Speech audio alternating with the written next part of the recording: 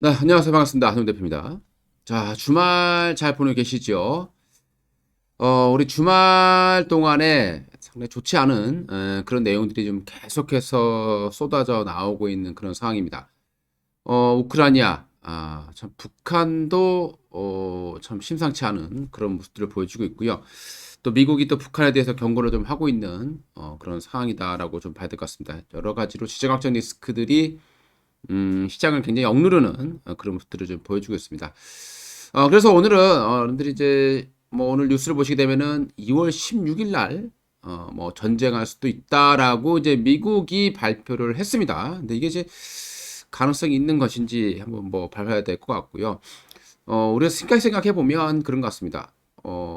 누군가가 전쟁을 16일 날 하겠다라고 예측을 하고 있는데 그 예측에 맞춰서 진짜로 침략을 한다라면 참 바보가 아닐까라는 생각이 듭니다. 그만큼 이제 이 뭐 나중 계속 리스크는 계속 되겠지만은 16일 날은 일단 아닐 걸로 저는 판단을 하고 있고요. 도대체 왜 이런 현상까지 계속 가고 있는지 그리고 진짜 전쟁이 날 수 있는지 그런 부분들을 한번 각 국의 이득을 좀 따져봐야 될 것 같아요. 그러니까 전쟁이라는 것도 뭔가 이득이 있어야 할 거 아닙니까? 돈을 쏟아부어야 되는데. 그래서 실제로 일어났을 때 과연 누가 이득을 보는가? 또 이렇게 긴장감만 고조됐을 때 또 누가 이득을 보는가? 이런 부분들을 좀 면밀하게 좀 파악을 해야 되지 않겠는가 생각됩니다. 일단 우크라이나라는 나라에 대해서 한번 우리가 좀 살펴봐야 될 것 같습니다. 원래 이 우크라이나라는 나라가 880년도에 이제 슬라브인하고요, 어, 같이 세운 키예프 공화국 공국이라는 것을 시작을 했어요. 그래서 요때 바로 이제 러시아의 시초다. 그래서 러시아와 키예프가 우크라이나가 뭐 한때는 한 나라였다. 뭐 이렇게 주장을 하고 있는 것을 보시면 될 것 같고요. 그 후에 뭐 숱한 몽골 제국에 함량이 됐다가 숱한 뭐 어떤 우욕절이 있었겠죠. 그리고 이제 1922년도에 이제 러시아 강제 합병이 됐고, 그 사이에서도 또 여러 가지 또 사건들이 많이 있었습니다. 그러다가 이제 1991년도에 이제 독립을 하게 되죠. 요때 당시에 독립을 하게 되면서 핵무기를 우크라이나가 이제 포기를 하게 됩니다. 그래서 이제 보장을 받겠다라고 했는데 그 보장이 이루어지지 않으면 참 북한이라던가 이런 나라들도 이 사건을 좀 예의주시할 수밖에 없다. 여기서 만약에 핵 포기를 했는데 그 결과가 참담하다라면 참 북한의 입장에서도 우리나라 입장에서도 참 북한의 이런 또 노골적인 행동에 또 휘둘릴 수밖에 없는 그런 상황이 될 것 같고요. 어쨌든 뭐 또 그 상황이 또 막 지나가요. 그리고 또 2004년도에 이제 친러라고 볼 수 있는 야크노비치라는 사람이 이제 대통령에 당선이 됐는데요. 당선됐을 때 이제 부정선거다라고 밝혀지면서 이제 많은 사람들이 시위를 하게 됐죠. 그때 시위를 하게 됐는데 시위 보게 되면 뭐 불도 많이 켜고 이렇게 해가지고 했었습니다.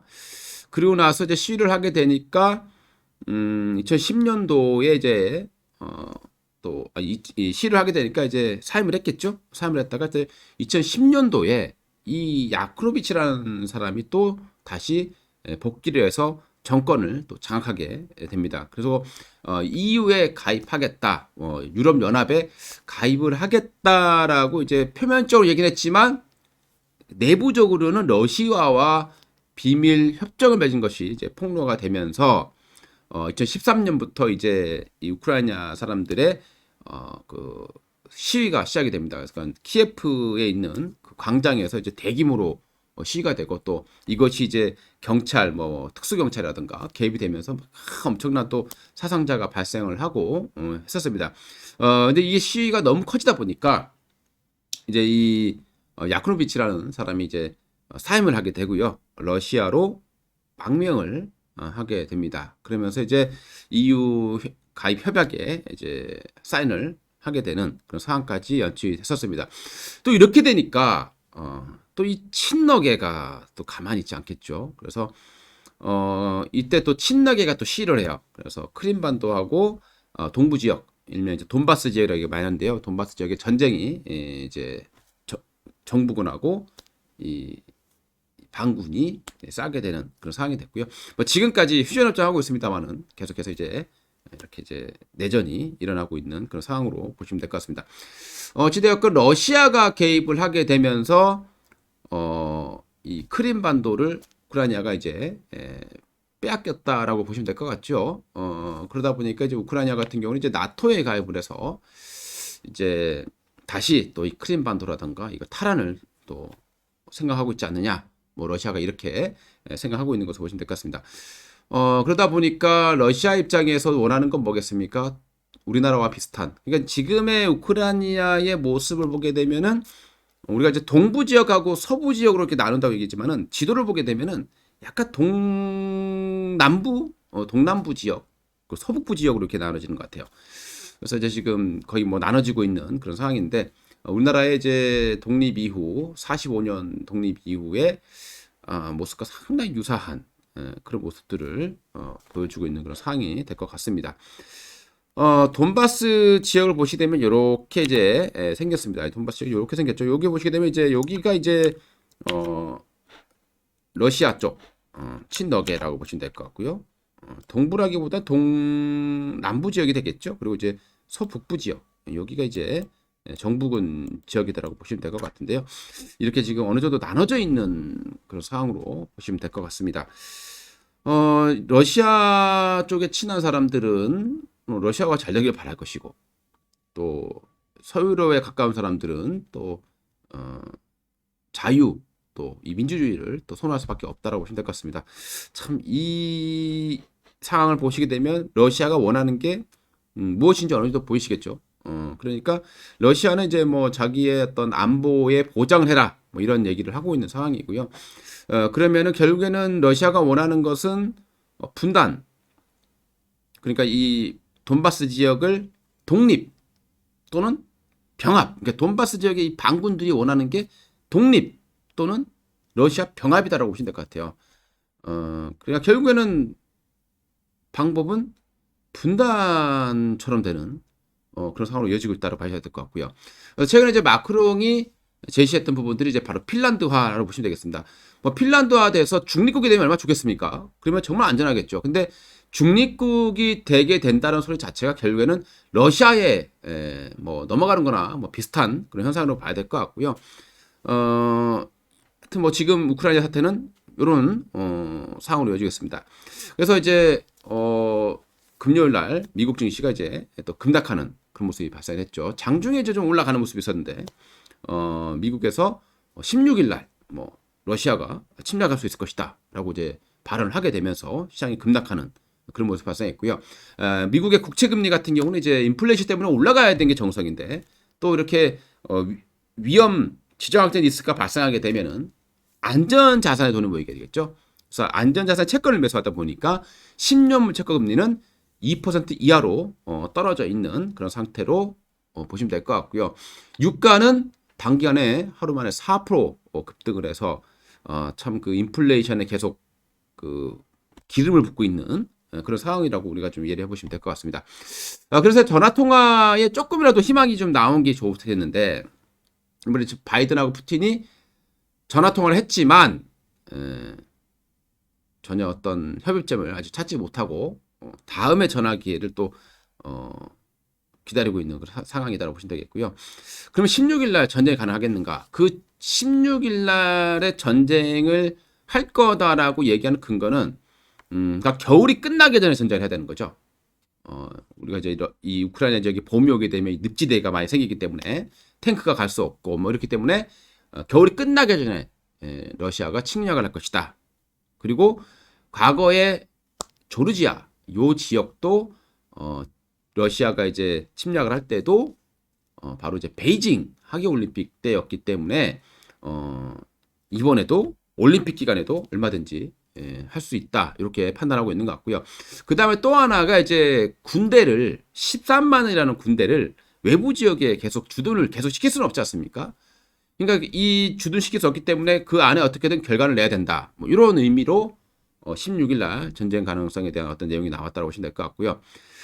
푸틴 같은 경우는 또 이제 이렇게 지금 판을 벌여놨는데 뭐라도 지금 얻는 게 있어야 명분이 있어야 또 군대를 철수시킬 텐데 지금 그 명분을 지금 전혀 찾지 못하고 있다라고 보면 될 것 같습니다.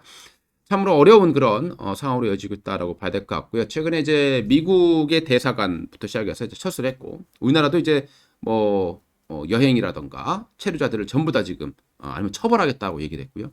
뭐 그 외에 뭐 네덜란드라던가 많은 기업들의 나라들의 대사관들이 지금 철수해 있는 그런 상황이고 여기에 러시아의 대사관 핵심 업무를 제외한 대부분의 또 인력들을 철수시켰다라는 얘기가 나옵니다. 그렇기 때문에 이제 더더욱 또 전쟁이 임박했다라고 표현하고 있는 것 같습니다.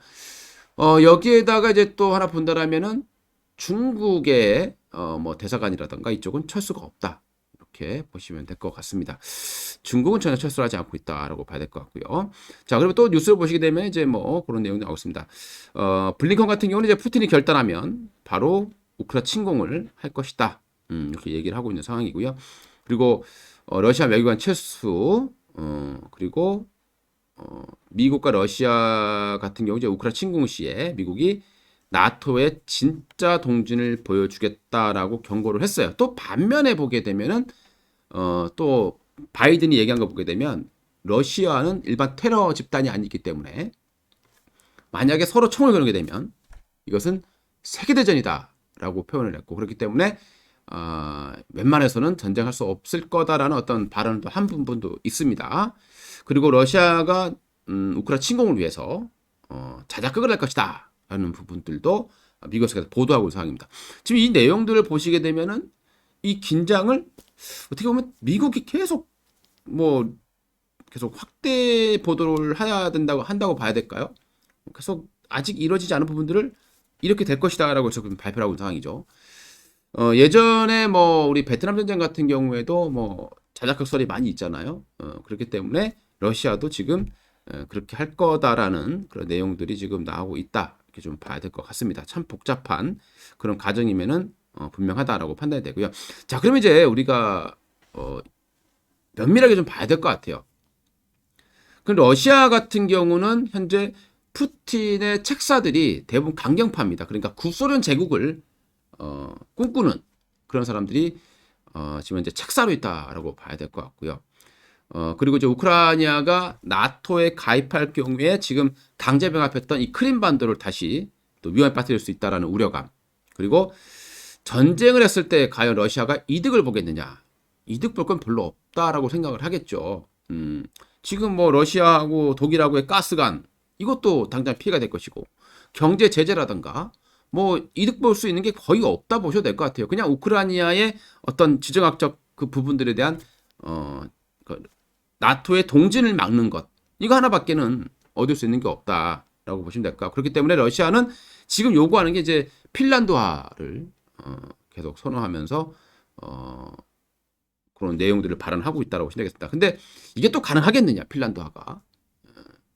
사실상 어떻게 보면은 핀란드와 중립국이 된다는 소리가 뭐냐면 나토에도 가입을 못하고 그렇다고 러시아에 병합되지도 않겠습니다.만은 실질적으로 이렇게 돼버리게 되면은 러시아의 압력이 거의 뭐 우크라이나를 점령할 거다라고 보셔도 크게 무리가 없을 것 같아요. 그렇다면 또 마크롱이 또 이 부분을 또 살짝 제한하는 부분이 있기 때문에 미국의 입장에서 보게 되면은 바이든 입장에서는 자기 업적이 아니라 마크롱의 업적이 될 수 있기 때문에 이 부분도 역시 쉽지는 않은 그런 상황입니다. 뭔가 하나 정말 획기적인 돌파구가 나왔으면 하는 그런 바람이고요. 만약 그런 획기적인 돌파구를 마련한다면 사람은 정말 노벨 평화상을 받아야 되지 않을까라는 좀 생각을 해봅니다. 자, 그럼 미국은 어떤 좀 상황이 있을까 한번 분석을 해볼게요. 자, 미국은요 코로나로 인해서 빅테크가 대박을 터뜨렸어요. 자, 지금 미국 경제를 탁 떠안고 있는 걸 보면 빅테크 있죠? 바이오. 이번에 바이오가 또 엄청난 돈을 벌었죠. 백신으로 인해서. 그리고 금융주들도 저금리로 인해서 엄청난 수익을 벌었고, 그리고 투자를 해서 또 기업에 대한 투자해서 또 수익도 많이 냈던 그런 상황이고요. 또 금리가 올라가게 되면 또 다시 수익이 되는 그런 상황이죠. 그 미국에서는 금융주가 굉장히 큰 그 정치권을 차지하고 있겠죠. 그 다음에 또 석유하고 방위 사업이 있어요. 이 두 개가 지금 미국에서 회복이 안 됐던 그런 산업이죠. 그러면 석유화학 같은 경우는 유가가 올라가면 수혜를 좀 받겠죠. 지금 바이든 같은 경우는 친환경이라는 어떤 그런 슬로건 아래 지금 어, 캐나다에서부터 미국까지 이어지는 이 가스관, 키스톤 파이프라인이라는 이 프로젝트를 허가를 하지 않았습니다. 친환경 때문이죠. 그러다 보니까 많은 석유 기업들이 지금 파산을 했고, 그리고 이미 셰일가스 같은 경우는 미국이 지금 굉장히 그 예전에는 그 큰 비중을 차지했었는데 이걸 많이 줄였고, 또 코로나 때문에 또 어려워졌죠. 거기다가 대출도 잘 안 나와요. 지금 ESG 해서. 그러다 보니까 이 업체들은 반발도 굉장히 쓸 수밖에 없고, 그러면 겉으로는 슬로건 이렇게 했지만 자연스럽게 셰일가스를 증산할 수 있는 뭐 그런 구조로 가지 않겠느냐. 그러니까 유가가 올라가게 되면 어쨌든 미국으로서는 지금은 이제 미국도 산유국이기 때문에 어찌됐건 이런 기업들에는 좀 수혜를 받겠죠. 최근에 뭐 이런 기업들, 우리 미국의 쉘이라든가 이런 이제 그 가스 또는 뭐 원유 채굴 업체들 주가 상당히 많이 올라가 있습니다. 그다음에 방위 산업, 무기 팔아먹어야 되겠죠. 여기를 지금 아직 회복되지 못했던 산업 중에 하나가 되겠습니다. 그래서 지금 우리가 이제 상황을 보게 되면 러시아하고 유럽이 긴장이 이렇게 되게 됐을 경우에는 지금 현재 뭐 아시다시피 유럽하고 러시아하고 가스가 두 개가 있죠. 하나가 이제 이미 하고 있는 거고, 지금 노스트 스트림 2를 하냐 마느냐 이런 과정이 있는 겁니다. 그럼 결국에는 미국도 지금 뭐 보시면 뉴스를 보시게 되면은 올해 1월 달에 천연가스 수출액이요, 카타르를 제치고 첫 1위를 달성했다는 뉴스가 나오고 있고요. LPG의 유럽에 대한 판매 비중이 지금 60%, 얼마 전에 이제 30%대였는데 이게 60%까지 올라간 거예요. 그럼 결국에는 또 이런 어떤 리스크가 분위기 전환됐을 때 결국은 또 미국이 또 이득을 보는 그런 상황이 좀 발생하고 있는 거고요. 그리고 이제 바이든의 지지를 추락했기 때문에 또 외부적으로 만들어야 되는 상황이 되겠습니다. 그리고 만약에 러시아가 침략을 한다 하더라도 이렇게 되면 중국이라든가 또 러시아에 첨단 제품 수출 제한을 할 수 있는 명분이 강화된다 할 수 있는 거죠. 패권 전쟁에서 더욱더 앞서갈 수 있는 그 상황이 되고, 굉장히 미국 입장에서는 지금의 이런 상황들은 그렇게 나쁘지는 않다라고 판단이 되고 있는 것 같습니다. 근데 이제 실제로 만약에 전쟁으로 간다라고 했을 때는 미국도 사실 방위산업 말고는 크게 이득 보기는 어렵다. 또 그만큼 또 이제 러시아하고의 싸움이기 때문에 이건 정말 타격이 클 것이다라고 판단이 됩니다. 거기에다가 이제 이 리스크가 긴장됨으로 인해서 발생하는 이 인플레이션은 지금 계속 되고 있는 상황이죠. 그러면 결국에는 이로 인해서 조금 더 물가가 올라간다고 하더라도 이 원인을 또 러시아에게 돌릴 수 있다. 이런 또 계산적인 나오게 되겠죠. 아무튼 뭐 이런 지금 현재 미국과 이런 상황을 러시아의 상황을 한번 판단해 보시고, 이런 상황에서 전쟁이 진짜 날까? 한번 좀 곰곰이 생각해 볼 필요가 있는 것 같습니다. 그러니까 이제 이 전쟁 지지 같은 리스크가 불거지면서 시장이 폭락하겠죠. 급락할 겁니다. 그러면 나중에 뚜껑 열어보면 알겠지만 이 리스크로 인해서 정말 저 밑바닥에다가 매도를 한 사람이 이게 승자가 될 거냐, 그러니까 전쟁이 나서 더 크게 빠져서 승자가 될 거냐, 아니면 이렇게 16일 날 얘기를 해놨는데 16일까지 아무런 사태가 발생하지 않으면서 그냥 긴장감만 계속 조성되고 또 전화통화를 계속 하면서 진행된다면 시장은 또 계속 빠지진 않겠죠. 또 상승이 나오게 될 겁니다. 누가 이길지는 누구도 예측할 수 없는 그런 상황인 것 같고요. 오늘 뭐 이렇게 전반적인 상황을 제가 좀 분석해 봤고요. 거기에 대한 내용들을 조금이나마 도움이 됐으면 하는 바람에서 얘기해 봤습니다. 뭐 제가 예측한 부분들도 그렇고 제가 얘기하는 부분에서 좀 틀린 부분도 많이 있을 수 있습니다. 이게 이제 국제 정세이기 때문에 하지만 어떤 굵직굵직한 내용들에 대해서는 팩트니까 그런 부분도 참고를 해보시면 좋을 것 같습니다. 자, 그리고 이제 주말에 나왔던 뉴스를 한번 보도록 할 텐데요. 또 FMC에서 올해 이제 3월 달에 한 번에 0.5%의 금리 인상을 할 것이냐. 이런 게 이제 가장 이제 핵심인 것 같습니다. 그러니까 우리가 이제 빅스텝이라고 얘기하잖아요. 0.25%씩만 올려도 시장은 감당할 수가 있는데 이게 최근에 또 미국의 소비자 물가 지수가 7.5%, 7.8% 나온 데도 있고 너무나 많이 올라갔고요. 예상이 7.2였는데 그 예상을 더 넘어서는 그런 물가 상승이 나왔고 여기에 또 최근에 유가가 또 급등했기 때문에 참 금리 인상의 속도가 가파라질 수밖에 없는 그런 상황이 된 것은 좀 분명하지 않을까라는 생각을 합니다. 희망이라면 0.25%씩 4번인데 지금 현재 어떤 흐름을 보게 되면은 얼마 전에 예측에서 나왔던 1년에 7번까지도 지금 가능성이 높아지고 있다라고 보시면 될 것 같습니다. 과거에 이제 금리 인상 시기에 시장이 발작이 있었지만 그래도 1, 2년 동안은 시장이 올라와 있기 때문에 이번에도 올라가진 못하겠지만 그렇다고 또 너무 빠지지는 않을 것이다 이렇게 판단이 됩니다.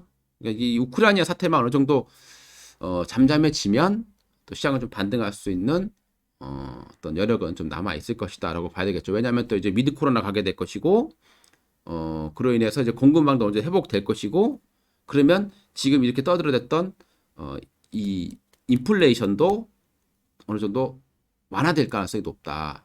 좀 우리가 좀 해석해 봐야 될 것 같고요. 지금 전 세계적으로 이제 방역을 좀 푸는 그런 나라들이 좀 많아지고 있다라고 보입니다.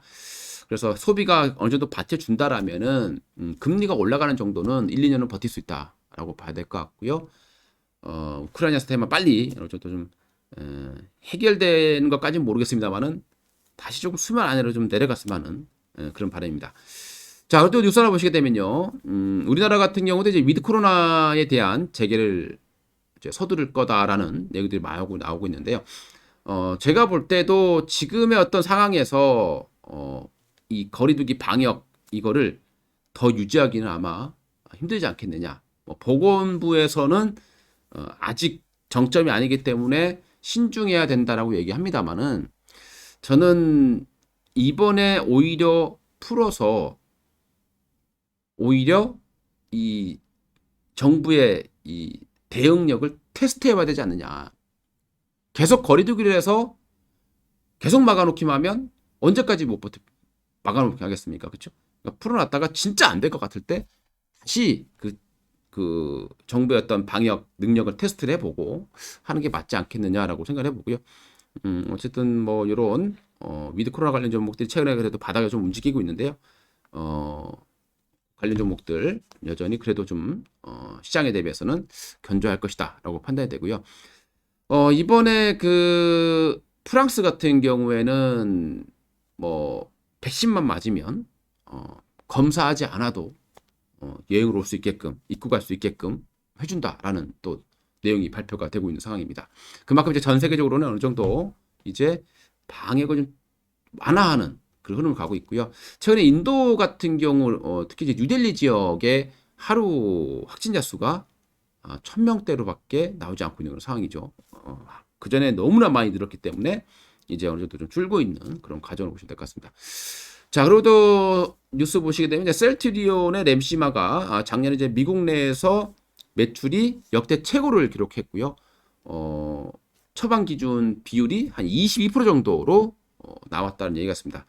셀트리온도 지금 굉장히 많이 주가가 급락해 있는데 이것이 호재가 되면 좋겠지만 여전히 분식회계에 대한 이슈는 남아있기 때문에 섣불리 들어가는 것보다는 여기에 대한 어떤 이슈가 마무리되는 걸 확인하고 좀 높더라도 확인하고 들어가는 게 조금 더 낫지 않겠느냐라고 생각이 되고요. 그리고 뭐 뉴스 보시게 되면 이제 또 코로나 감염됐다가 생긴 한체가 백신보다 재감염은 더 잘 막는다 이런 내용들이 나와 있습니다. 그리고 여기 뉴스 보시게 되면 백신 접종했으면 프랑스 여행 프리패스 우리나라도 해당이 된다라는 내용이 나오고 있습니다. 그만큼 이제 미드 코로나 쪽은 지금과 같은 상황에서 그동안에 제일 어려웠기 때문에 오히려 지금은 회복이 좀 빠르는 그런 상황이 나올 것 같습니다. 금리가 올라가게 되면은 그동안의 금리의 힘으로 인해서 이렇게 거품이 생겼던 종목들은 아마 상당폭 하락이 진행될 가능성이 높다고 판단해야 될 것 같고요. 오히려 이제 그동안에 피해를 봤던 섹터들은 맞을 만큼 맞았기 때문에 이제 두려울 게 없어지는 그런 상황으로 이해해 주시면 될 것 같습니다. 뭐 최근에 노래방 관련 종목들도 급등을 많이 했고 여행, 항공 급등했죠. 근데 주말에 미국에서 항공주들이 급락을 했습니다. 그래서 항공주 쫓아가면 안 돼요. 지금 보시게 되면요. 여러분들 모두 마찬가지고 지금 바로 이렇게 쫓아갈 수 있는 시점은 아니에요. 제가 얼마 전에 말씀드렸다시피 아직 그렇게 수직으로 올라갈 수 있는 상황은 아닙니다. 이 미드코너 관련 종목들이요. 그래서 한 번 정도 눌림을 한테 준다라고 보시면 되겠고요. 그 눌림을 좀 잘 이용해야 되는 그런 상황으로 이해해 주시면 될 것 같습니다. 자, 그리고 어제 뭐 나온 뉴스 보시게 되면은 뭐 이재명 후보가 뭐 아토피 얼마 전에 이제 탈모는 이제 약간 물 건너간 것 같고요. 또 아토피 치료제 청소년 부분에 대해서 건보 적용 범위 확대를 하겠다라고 얘기를 했습니다. 근데 지금 뭐 보시면 아시다시피 이제 지지율이 얼마 되지 많이 좀 축소가 됐죠. 그래서 이전처럼 뭐 급등을 할지는 모르겠습니다.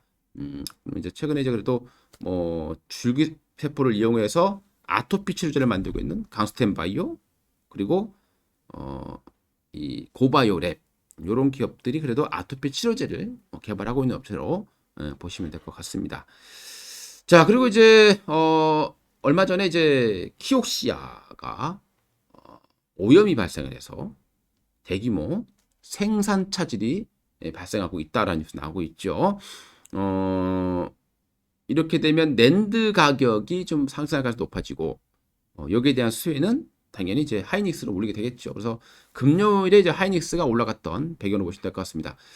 그러니까 이제 하이닉스는 인텔하고 이제 낸드 플래시에 대한 합병을 이제 계속 추진하고 있는 그런 상황이기 때문에 여기에 대한 수혜주로 대표적인 수혜주로 금요일 날 좀 주가가 올라와 있다라고 보시면 되겠고요. 또 삼성전자도 어느 정도 반등세를 기록을 했습니다. 하지만 이번에 주말에 미국 시장에서 반도체 주들이 좀 하락이 좀 컸기 때문에 조금 다시 조정이 좀 나올 가능성이 있다라고 봐야 되겠고요.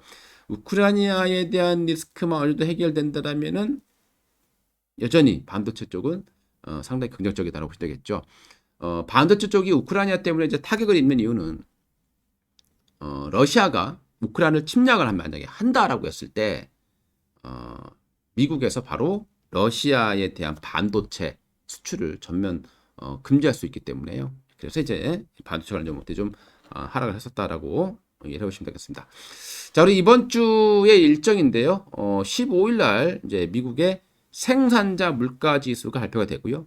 16일 날 FOMC 의사록이 공개가 되고 그리고 중국의 소비자 물가가 발표가 되는데요. 이 중에서 16일 날 발표되는 FOMC 의사록 이게 이제 가장 시장이 주목하고 있는 그런 부분이라고 보시면 되겠습니다. 아무튼 이번 주도 상당히 변동성이 큰 또 그런 하루가 될 것 같아요. 주식할 때 제일 힘든 게 이 변동성이거든요.